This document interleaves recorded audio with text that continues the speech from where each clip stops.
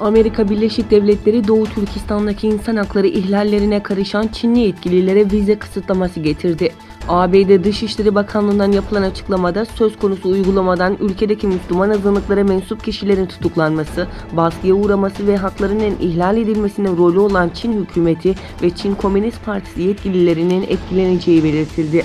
Pekin'in Doğu Türkistan'daki baskı politikalarına devam ettiğini belirten ABD Dışişleri Bakanı Mike Pompeo, Çin, Doğu Türkistan'daki din ve kültürü silmek için acımasız ve sistematik bir şekilde 1 milyondan fazla Müslümanı gözaltına aldı.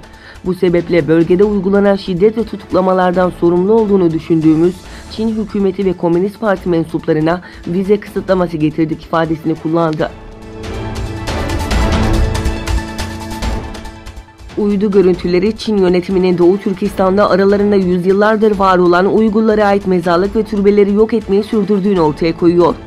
Fransız AFP ajansının çevre konusunda faaliyet yürüten Earthrise Alliance isimli sivil toplum kuruluşundan uzmanlarla yürüttüğü ortak araştırmaya göre Çin son 2 yıl içinde Doğu Türkistan'da onlarca mezarlığı yıktı.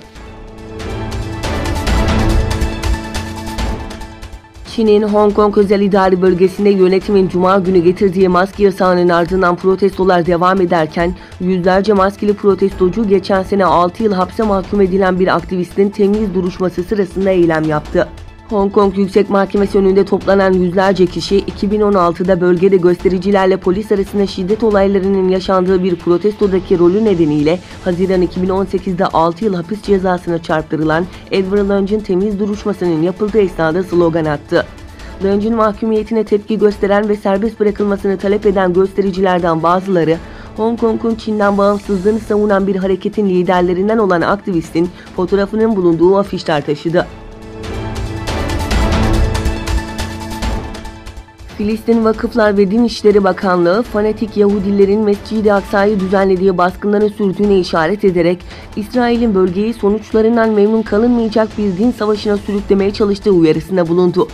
AA muhabirine konuşan Filistin Vakıflar ve Din İşleri Bakanı Vekili Hussam Ebu Rab, İsrailli vekillerin ve fanatik Yahudilerin Mescid-i Aksa'ya yönelik baskınlarının devam etmesi, bölgeyi sonuçlarından memnun kalınmayacak bir din savaşına doğru çekme çabasından başka bir şey değildir dedi.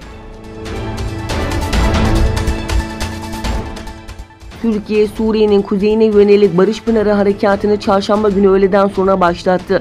Türk savaş uçaklarının Ceylanpınar'ın karşısında bulunan Resulayn'ı bombaladığı, Tel Abyad'ın obüslerle vurulduğu bildirilirken, son olarak Milli Savunma Bakanlığı, Fırat'ın doğusunda kara harekatının başladığını açıkladı.